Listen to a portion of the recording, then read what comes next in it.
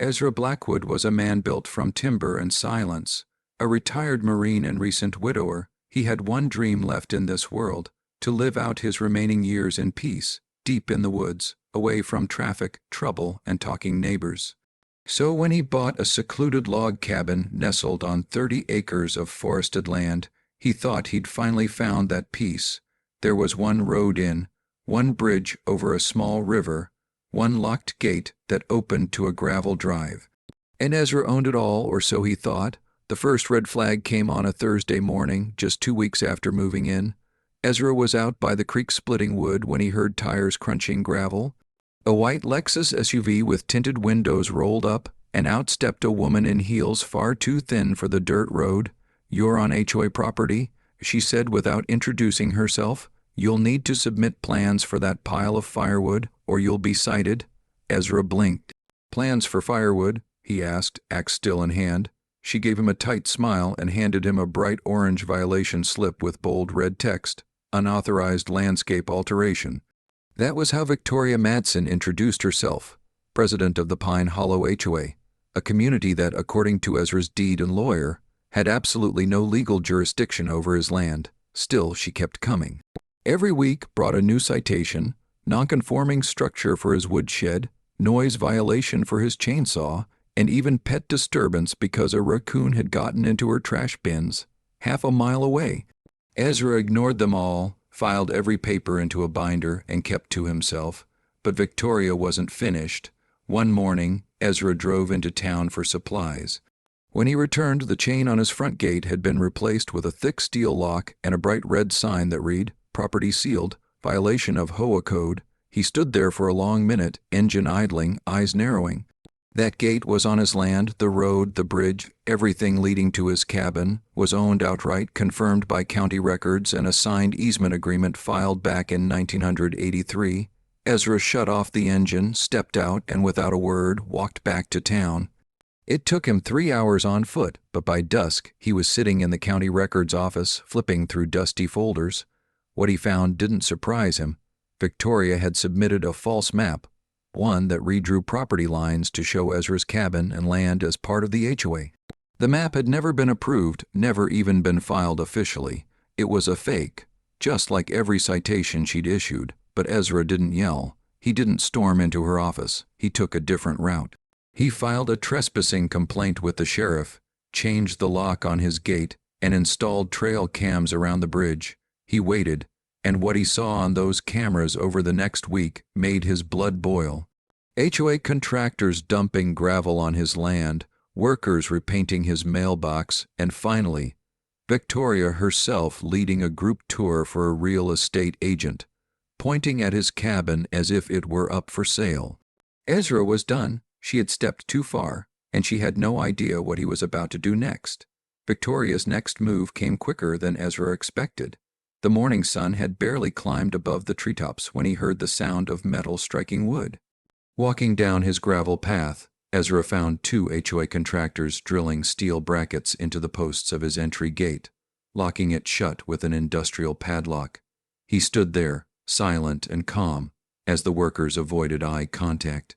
On the gate hung a bold red notice: access restricted pending compliance with HOA regulations. The wording was vague, but the intention was clear. Victoria was trying to trap him in or keep him out. Ezra didn't yell. He didn't demand an explanation. He simply took a photo of the notice, turned around, and walked back to the cabin. Inside, he made tea. Then, from an old drawer beneath the kitchen sink, he pulled out a yellowing leather file. Inside it lay his grandfather's original land deed, dating back nearly 70 years, and more importantly, the easement map that showed clear ownership of the one-lane wooden bridge that spanned the creek at the entrance of the subdivision. The bridge wasn't HOA property, it was his. It had always been his. 2 days later, as Victoria held an HOA board meeting on the other side of the bridge, her Lexus SUV was stopped cold by a heavy steel barrier Ezra had welded across the bridge's entrance. Next to it, he planted a bright orange sign: "Private bridge trespassers will be prosecuted." Residents gathered. Confused HOA members panicked. Victoria, visibly red-faced, tried to bark orders at local deputies, but Ezra had already visited the sheriff's office with his documentation. The bridge was private, and now it was closed. What she had done by sealing Ezra's gate was nothing compared to what he'd just done in return. He had sealed off the entire HOA only road out, and he wasn't done yet. For the next several days, chaos rippled through the quiet HOA-controlled community. Without access to the only bridge, dozens of residents were effectively trapped, delivery trucks turned around, mail stopped arriving. Parents worried about school buses. Victoria, however, continued to put on a brave face, pretending nothing was wrong. Ezra watched from his porch with the calm of a man who'd been pushed 1 inch too far and finally pushed back.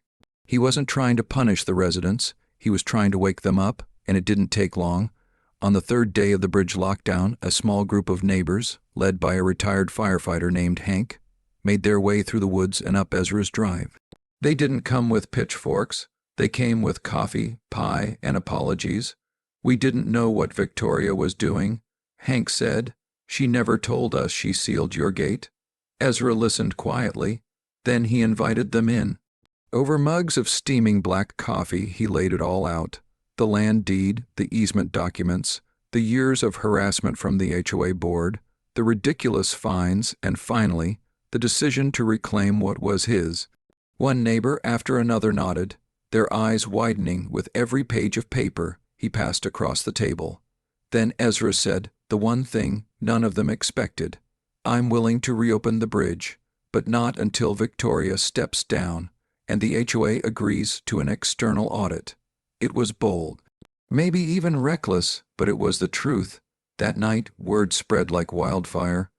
Residents who once blindly followed HOA orders started digging through their own documents, reviewing meeting minutes, and finding financial irregularities that had been swept under the rug for years.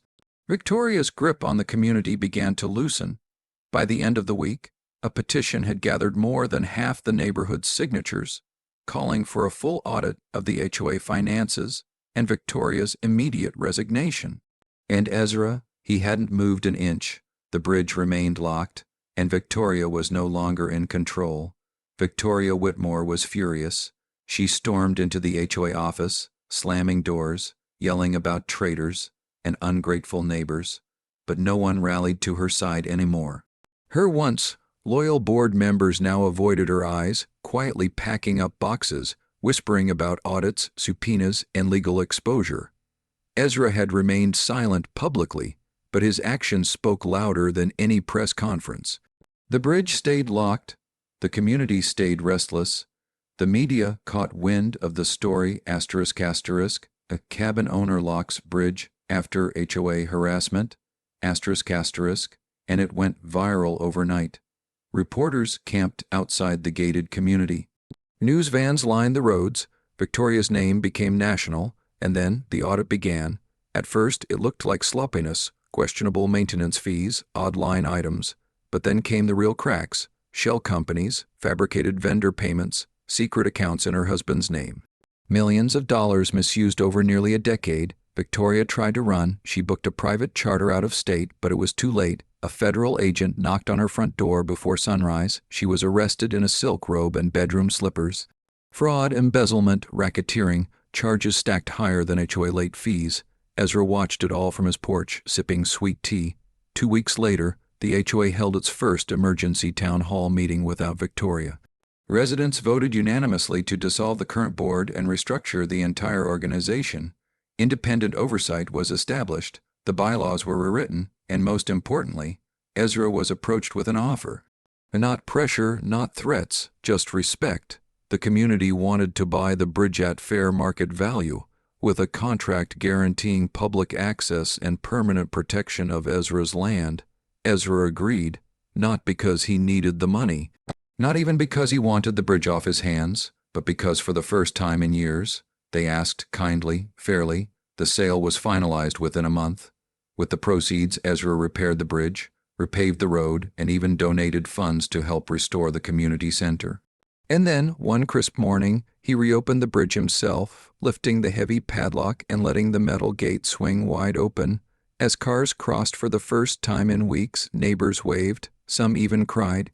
Ezra simply tipped his old weathered hat and smiled. The land was still his cabin untouched, his gate unsealed, but most importantly, justice had crossed that bridge first, and it had made sure the way forward was open for everyone. 6 months had passed. The seasons had shifted. Autumn leaves now blanketed the forest trails, and the crisp mountain air carried the scent of pine and earth. Ezra stood at the edge of the bridge he once locked, now beautifully restored. The steel beams had been repainted, the wood planks reinforced, and the community had even placed a small engraved plaque at the foot of the path. It read, "In honor of Ezra McBride, defender of the land, voice of the forgotten." He didn't ask for that plaque.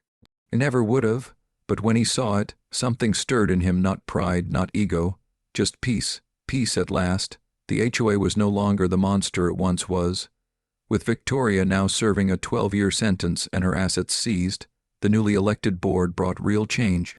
They held open forums monthly, they lowered fees, they scrapped the aggressive surveillance policies and gave homeowners a say in real decisions. Ezra didn't attend every meeting, but when he did, they always gave him the front seat. People stood when he entered. They shook his hand, thanked him, and often brought him pies, jams, or handmade gifts from their kids. He wasn't just the old man in the cabin anymore. He was the bridge between resistance and reform, the bridge between fear and freedom. The community began calling the trail to Ezra's cabin McBride Walk. School children would take hikes there, and he'd sometimes greet them with carved walking sticks he made himself. He taught them about the history of the land, the old river system, and the rare birds that nested nearby. He'd built a new workshop behind his cabin, where he now crafted furniture, birdhouses, and quietly wrote his memoirs. But life hadn't lost its edge entirely. Every once in a while, he'd still catch some suit from a real estate firm trying to sneak in, snapping photos for a potential development project. And every time, Ezra would show up behind them quiet as mist, holding a camera of his own. He never threatened them. He didn't need to. He just stared, said nothing, and let the land speak for itself. The footage would always mysteriously appear online a few days later, complete with Ezra's personal narration. Some folks never learn, but this land remembers, and it always will. That phrase, "this land remembers," became the unofficial motto of the town. It showed up on murals, bumper stickers, even in the school yearbook. And one day, a young girl around 10 years old knocked on his cabin door. She held a sketchbook. She'd drawn a picture of Ezra standing on the bridge, holding a lantern while owls flew overhead. "I want to be like you," she said. "I want to protect the land too." Ezra knelt down slowly, his knees creaking, and handed her the key he once used to lock the bridge.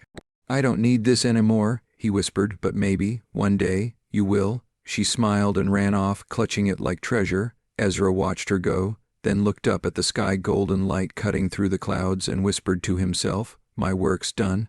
Let the land remember." And with that, he turned and walked back inside, where a warm fire, a fresh pot of coffee, and an unfinished chapter awaited. Victoria's anger had turned nuclear. The following morning, Ezra awoke to the clanging sound of metal drilling into rock. When he walked to the edge of his property, he found a full construction crew at work. Without any notice, the HOA was sealing his cabin gate with a wrought iron fence, reinforced concrete posts, and a digital lock. They didn't even pretend to consult him. One of the workers, looking uncomfortable, handed Ezra a paper with a giant HOA seal at the top, an official cease and desist, citing unauthorized access to private HOA property as the reason. Ezra nearly laughed. It was his land, all of it, but he didn't say a word. He simply nodded, turned, and walked calmly back to his cabin. He made himself coffee, sat at his table, and pulled out the thick folder from his drawer. Every land deed, bridge title, and legal correspondence his lawyer had prepared. Then he made the phone call. His lawyer, a sharp old fox named Judith Weller, was already 5 steps ahead. She told Ezra to give it 48 hours. In the meantime, Ezra took photos of everything: the construction crew, the new seal, the men blocking his right of way. He uploaded everything to a secure server Judith could access. That night, Ezra hiked a long path behind his cabin, reaching the southern ridge above the bridge. From there, he had a clear view of the entire subdivision. He could see lights on in every one of the 90-plus homes. Families inside who had no idea their entire community sat on a legal house of cards. And he also saw Victoria's mansion, at the center of it, all glowing like a throne. Ezra didn't want war, he just wanted peace. But if they brought it to his door, they would regret ever thinking a gate could stop him. 2 days later, the calm before the storm broke. Ezra sat on his porch sipping coffee when a convoy of 3 black SUVs rolled up just outside the sealed gate. Men in suits stepped out, clearly not HOA contractors. Victoria, now dressed more like a politician than a neighbor, marched toward the gate with a smug grin. She waved a set of legal documents through the bars. "You've violated HOA Code 42D and 17. B. Ezra, you've ignored warnings. The board has voted unanimously to pursue eminent domain." Ezra stood, dusted off his jeans, and walked to the other side of the fence. He said nothing.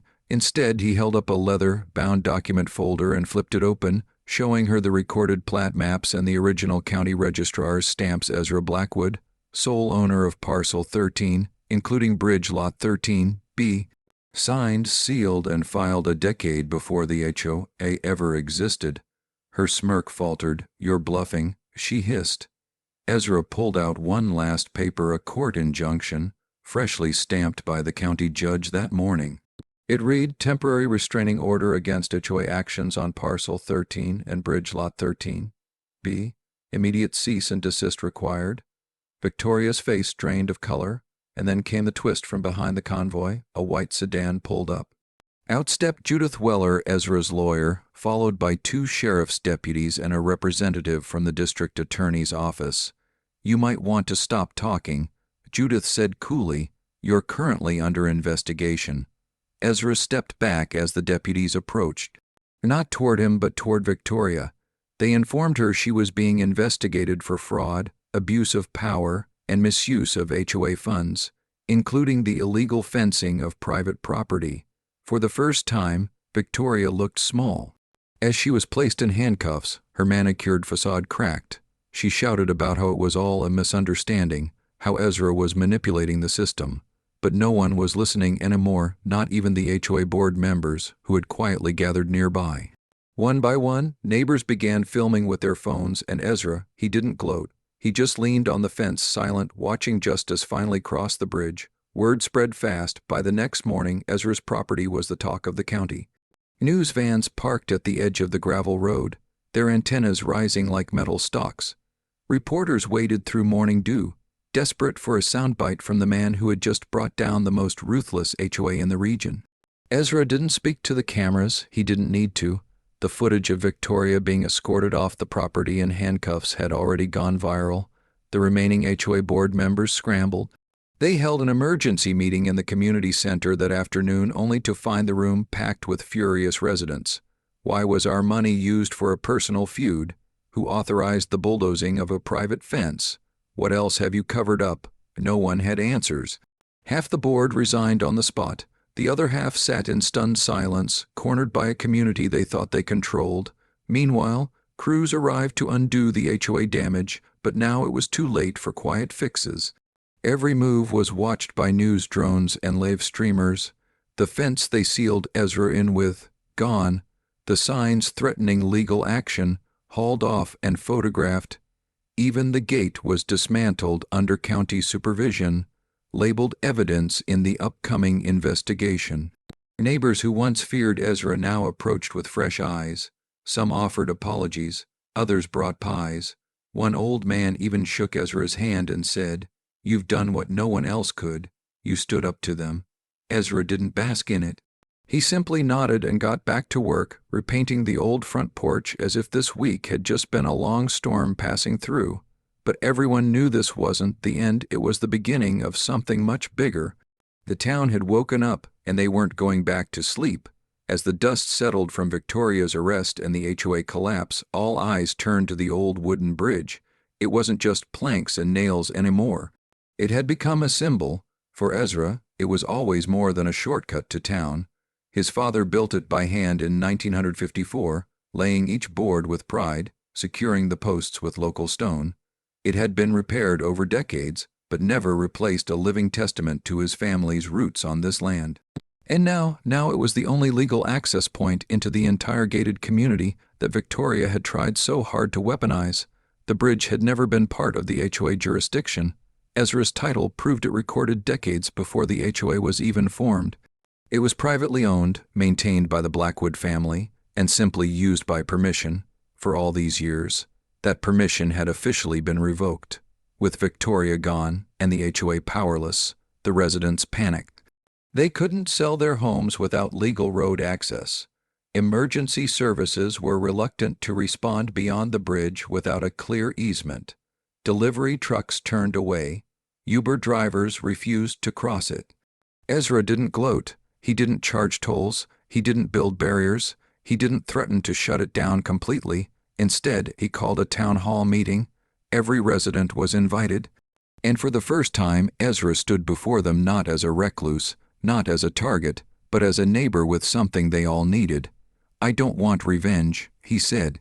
"I want fairness, I want accountability, and I want this bridge, my father's bridge, to help build something better than what that HOA ever gave you." The room was silent, and then someone clapped. Then another. Soon the hall filled with a standing ovation. Ezra proposed a simple solution. He would sell easement rights to the bridge to a newly formed, resident-run cooperative, not the old HOA, but a transparent group with elected leaders, open books, and no power games. The funds from the easement, they'd go toward rebuilding the bridge properly, and anything left over would go back into community improvement. It wasn't just practical, it was poetic. The bridge that once symbolized Ezra's isolation was now a path forward for everyone. Months passed, the bridge was rebuilt, stronger and wider, with reinforced steel supports beneath the old timber frame. Ezra didn't remove the hand-carved sign his father had once hung, "Welcome to Blackwood Crossing." Instead, he added a new plaque beneath it, "Maintained by the community, protected by truth." The HOA, or what was left of it, had dissolved. In its place stood a cooperative board made up of residents who now understood the dangers of unchecked power. Elections were fair, budgets were public, decisions were transparent. But Ezra still owned the land, the water rights, and the dam. The lake sparkled again, slowly filling from rains and fresh mountain runoff. Wildlife returned, the air smelled clean, crisp. Kids fished on weekends. Couples picnicked beneath the cottonwoods. The old valve system that Victoria had ignored for years, the very one Ezra had used to drain the lake and expose the HOA corruption, remained. Fully restored, fully functional, but locked, not to control, not to punish, to remind.